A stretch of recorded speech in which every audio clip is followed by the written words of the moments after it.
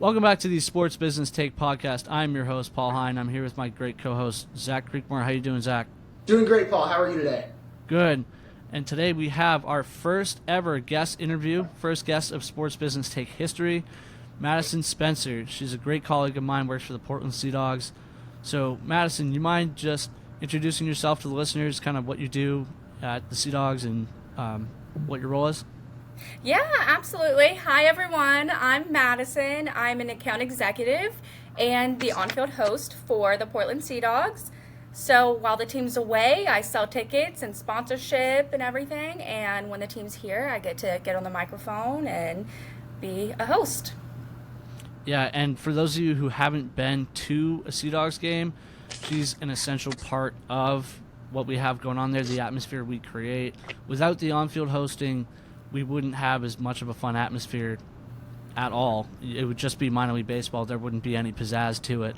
So she really adds a lot of oomph to the product we put out on the field. And so we have a lot of questions for you today specifically about that. So the first thing I wanted to ask you was, what inspired you to work in sports? Yeah, absolutely. So I actually didn't know I wanted to work in sports until I got to college. I was a hospitality major. I knew I wanted to do something fun, so I was like, why not work in the tourism industry? My freshman year of college, we toured a minor league baseball team in Kentucky, the Lexington Legends, and I got to see kind of behind the scenes and realize that, oh, I could work in sports. I've always loved sports, didn't know I could work in them. So after that, I was dead set on working in sports. I applied for an internship after my freshman year, got it, and now this will be my fourth season. So I loved kind of the fan and entertainment of it. I loved that it's so much more than just baseball. It's family coming here and getting to have a good time. It's not super expensive either, like NFL games. So that's what I love about minor league baseball. It's really geared towards just everyday people.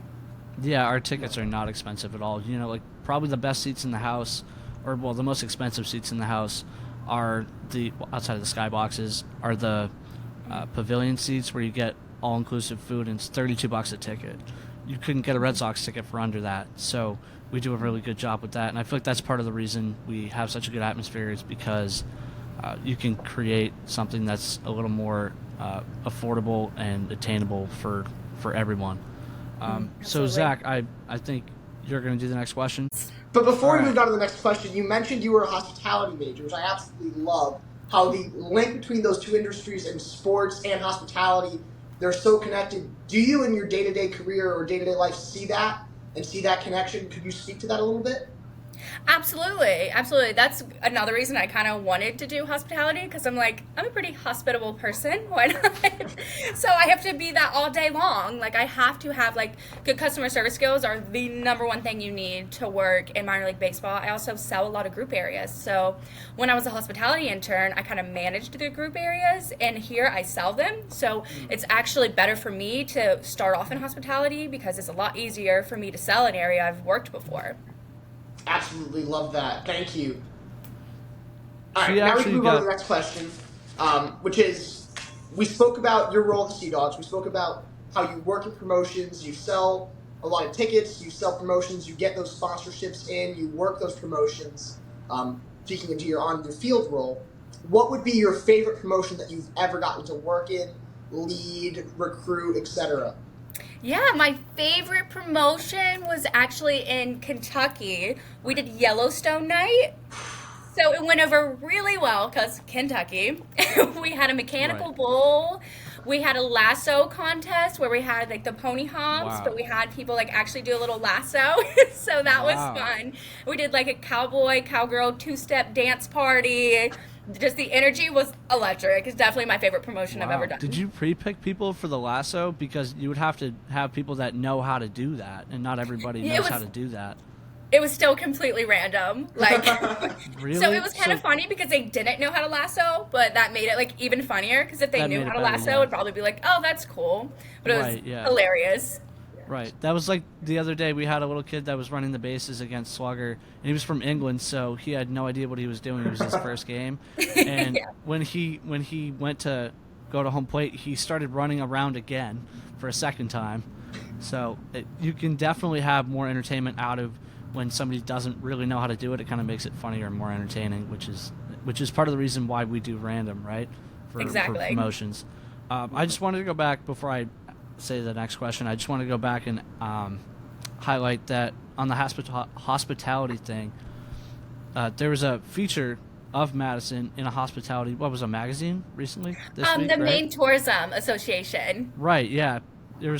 So I was on promo team on, what was it, Thursday, Friday? And Friday. Somebody was following you around with a camera all day from the main hospitality tourism thing. So sports and hospitality can definitely have an intersection where you see a lot of people be successful in both industries. Absolutely. Okay, so the third question I had was, what would be one on-field game that you've heard of or thought of that you would like to see used at the Sea Dogs? Yeah, absolutely. One of my favorites that's went really well is a water balloon t-ball. Or water balloon toss that you just hit it. That goes over really well. It's also the thing you worry about when like swinging on a field during in-game promotions is like if you did it with a ball, it might go onto the field where baseball players are playing. But that's been a really fun one as well. And also, I've done Dizzy Plumber before. Sponsorships are big in baseball, so we had a plumber that actually sponsored it, a plumbing company. So instead of Dizzy Bat, we did Dizzy Plumber, where they had plungers that they would have to like spin around on. So that was so entertaining. Awesome. That's awesome. That's a great way to combine sponsorship and promotion to create something that is super entertaining for everybody, for sure. Absolutely. I could see us doing that at the Sea Dogs if we ended up getting the sponsor for it. Absolutely. Zach, you want to go? Yes. So next question would be, we talk about your on-the-field role. You, on the field, I've heard you do a lot of long promotional speeches, introducing things, talking about this, that, or the other thing. What would be your secret to remembering these long names you have to remember, this long speech, etc., right? Yes, yeah. So I definitely prepare in advance. Like, I make sure I know the key points, but honestly, I tell myself before, I'm like, remember to have fun. I try not to overthink it too much, because if I overthink it too much, I'm probably going to mess it up. So I just make sure I know the key points, and the rest of it, I kind of just like go with what I feel is right and have fun with it. Absolutely, I love that. It's definitely something you kind of just have to flow into, I would imagine. Absolutely. I have to see how the crowd's feeling, see what type of crowd it is, see the audience, and then roll with it. Right, yeah. And there's definitely tricks you can remember stuff with. Like, I see you writing kids' names on your hand all the time. Yes, that's my biggest struggle, actually, is remembering. So during the pony hop, we have 4 kids usually. So sometimes names are hard in general. So I do take a pen and I write the kids' names on my hand for the pony hop. Do you think that would be applicable for like other things, right? Like if you had a sponsorship name that you couldn't remember, or you had a line that you had to say that was like a sponsorship's tagline or something, do you think that would work as well, or a similar strategy? Absolutely. Another good thing is most of the time on the video board, the sponsor's logo is up either before I start talking, or sometimes it's up the whole time I'm talking. For example, when I'm doing merch of the day, I have to remember United Healthcare Team Store, but if I ever kind of like trip up on it in the beginning, I would just look at the video board and it would be right on there. Right, yeah, that's a good reference point. Also, people don't really notice that much when you stumble a little bit. Like, I noticed the other day when I was ushering that Dennis messed up a little bit on the mic when he was saying a speech, but nobody else really cared. You only notice it if you are around it every day, so it's not like a super big deal if you forget a word, but there are definitely tools that somebody needs to have to be able to remember that type of stuff if they want to do on-field hosting. And absolutely. And if you mess up, the most important part is just to keep rolling with it. If you sit there like, oh, I mess up, you're probably going to keep messing up, so definitely just move on from it. Odds are someone either didn't hear it or will forget in 5 seconds that you even messed up. Yeah, exactly. So outside of the on-field work, you also work in the ticket office. So for your selling, what do you think is the key to nurturing a relationship with a customer? Or if you're selling like a theme night or a group sponsorship, what do you think is that key? Yeah, so I think the number one rule is not to sound like a salesperson. really easy to have a good relationship with someone if you actually do create a relationship. That's the one reason I enjoy sales. I never wanted to do sales before. I'm like, I would be a horrible salesperson. Like, I should not do it. But then I realized I'm kind of good at sales just because I don't see it as a sale. I see it as, okay, this is the point that starts the whole experience. So by getting them here, it starts the entertainment piece of it. So I just show them I care. If they have any special requests, I do my best to fulfill them, answering their questions. And you want to make it easy. Like, this should be one of the easiest things they have to do, especially a lot of teachers, a lot of camps come here, a lot of businesses that already have a lot going on. So you don't want to make this another like task for them. You should just get what they want and make it happen for them. Right. That totally makes sense. You can't be robotic about it. You got to be just flowing. And I think that was one of the things that I struggled with when I first started doing ticket office shifts was when I was making those cold calls, sticking to the script, right? I was trying to stick to the script, but also be personable at the same time. So it's definitely something you kind of have to craft, and everybody has their own little unique ways of doing it. But I've noticed a lot when I've heard you doing calls, you ask people how their day's going, or if there's anything else outside of what you're trying to sell them that they'd like to have at the Sea Dogs, like what would make their experience better. Is that kind of the most important thing for nurturing the relationship, is being less of a robot about it? Absolutely. It's just talking to them like they're people and just keeping that good customer service skills, and that's really the best thing in nurturing it. That makes total sense. All right, Zach, I've been talking for a while. Why don't you go? I really loved what you said when you said this is the point that starts the experience. It really flows really nicely into our next question. I used really a lot there, doesn't matter. But we're asking season ticket holders, obviously Sea Dogs, as we talked about, as I've learned from Paul, as obviously you're aware of, have a lot of people that come back yearly, right?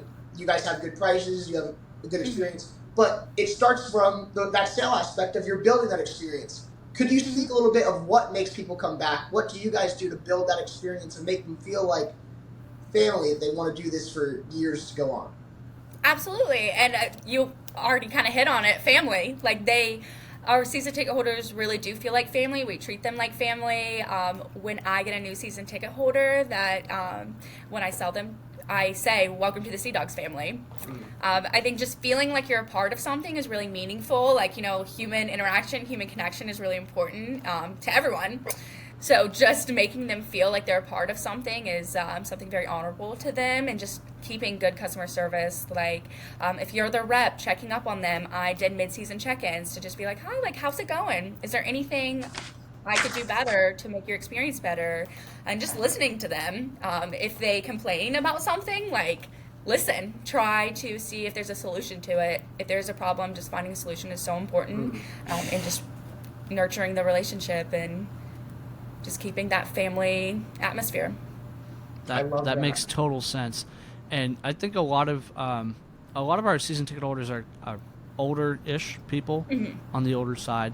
So it's a good thing for them to have a family to be able to come to and make those connections. We're not just a minor league baseball team, like she was saying. It is a family in the sense that, they can come here even if they don't have a lot of other people in their life. We'll support them in whatever they want out of their experience. So I think that's a big part of it. And we are really accommodating, and I feel like that's a strong part of what the Sea Dogs are, is accommodation. And that goes along with the customer service. So, Madison, how important do you think accommodation is in that customer service key aspect of what we do? I think it's important, but I do think there's a balance in it.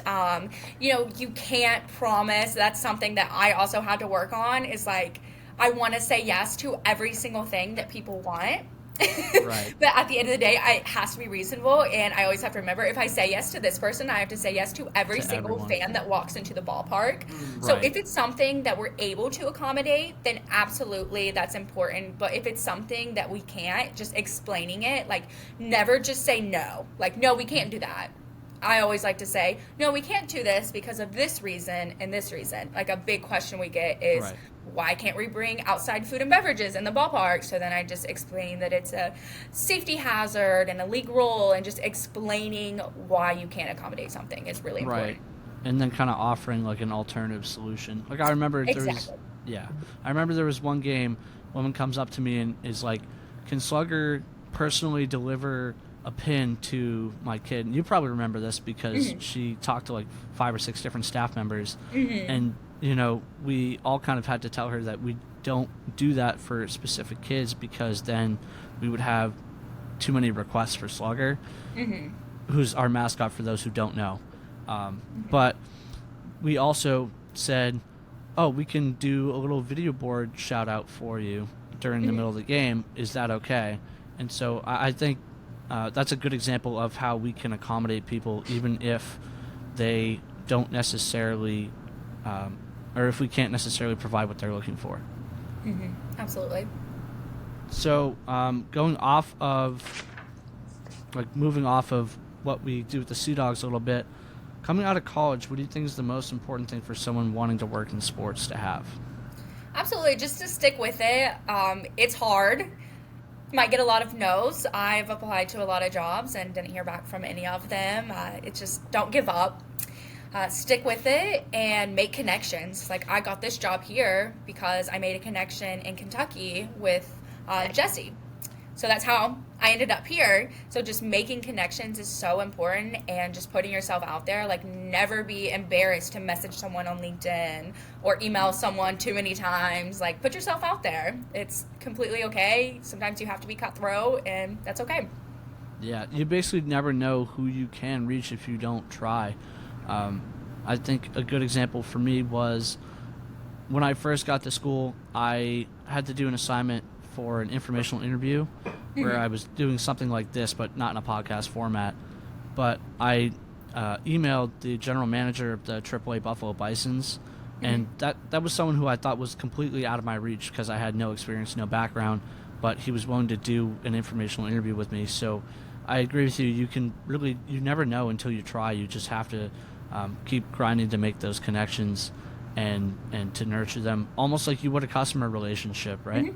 Absolutely. And just, it's never too early to also start. Like I'm really glad I started after my freshman year, and I know, Paul, you just finished up your freshman year too, so you have a great start on it. But experience is so important. Even when jobs say entry level, they still expect you to have at least a season under your belt. So it's never too early to start. If you want to have a fun summer and don't want to get an internship, it's probably not a good idea because teams are going to be looking at what you did, how you spent your summers in college, and if you already have experience or not.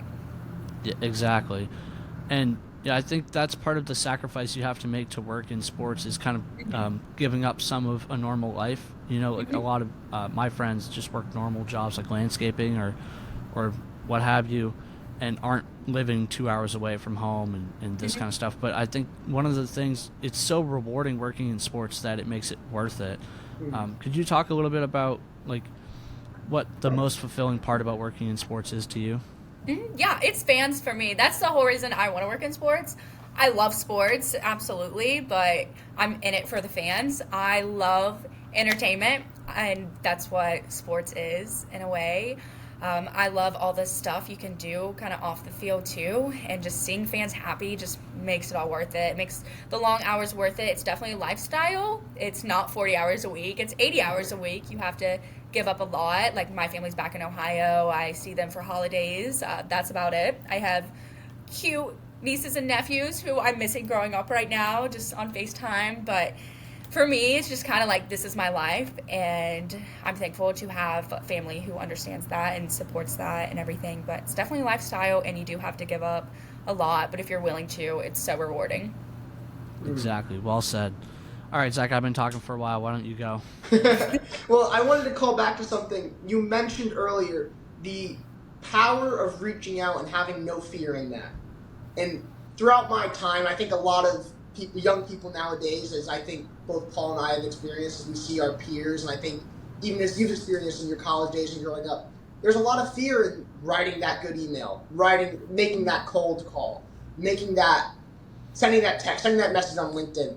And what you're saying here is you can't be afraid to do that you don't know what's behind the door if you don't open it, right? And Absolutely. I really appreciate you recognizing that and making the point to say there's power in an email. Don't be afraid to network. Don't be afraid to push yourself in these areas, because it really speaks, and I hope to those people listening, to people that see this that are hopefully our age, of I was that kid that was afraid, right?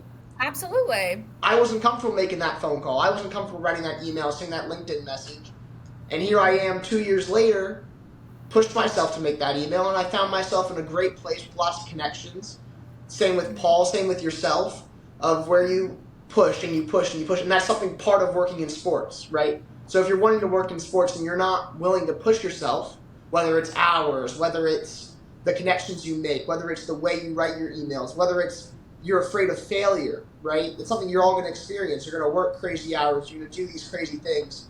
Like, for example, during my internship this past year, I was talking with Paul the other day, I realized I wore 12 hats. I did 12 different jobs throughout the summer. That's part of working in sports, especially in minor league programs.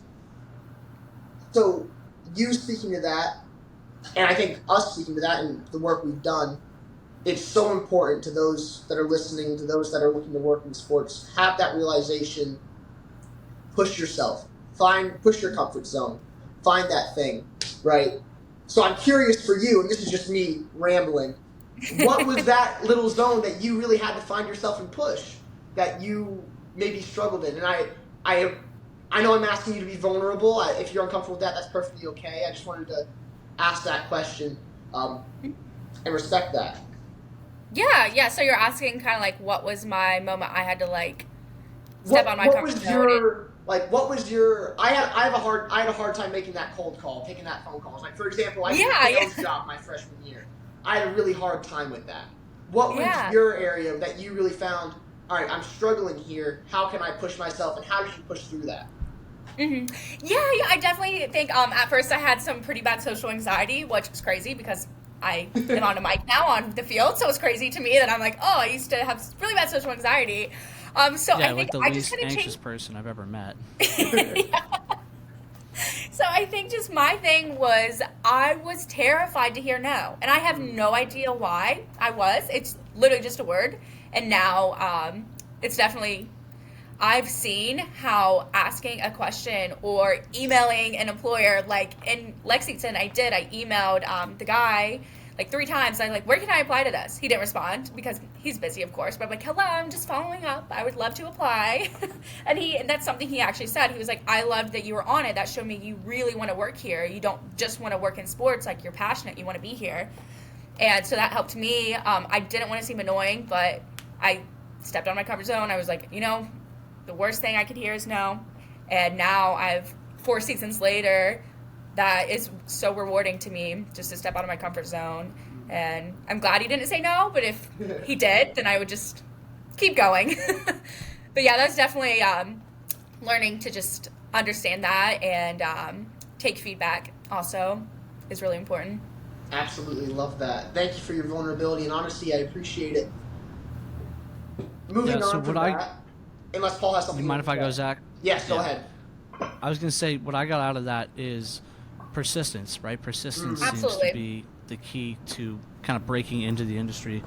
So is that the thing that you think is most valuable, or the skill that's most valuable to work in sports, or what do you think that skill would be?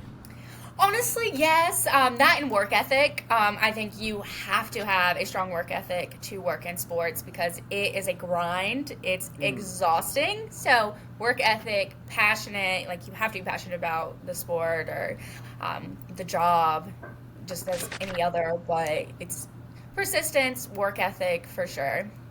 Yeah, you can have long days. You can have fans that aren't going to cooperate with what you would like to ask of them, and won't respect the rules of the ballpark, etc. So you really have to be loving of what you're doing. Otherwise, you're not going to be able to be fully committed to it. So I think that persistence, that commitment is, I think it's the most valuable thing to have to try to work in sports, and I think you agree and you absolutely explained that well.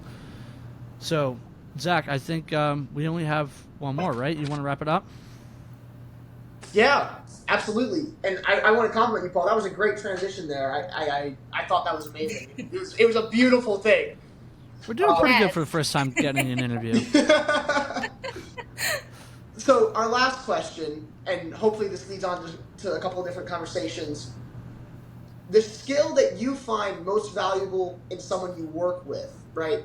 We talk about, and through our conversations, it's been so much about what you do, your own experience, how you feel, how you push through, how you experience and your work in sports. But a lot of sports is teamwork, right? It's working with other people. It's finding 100%. that way to manage and to encourage each other, to motivate each other, to empower each other. That's a word I've used a lot recently.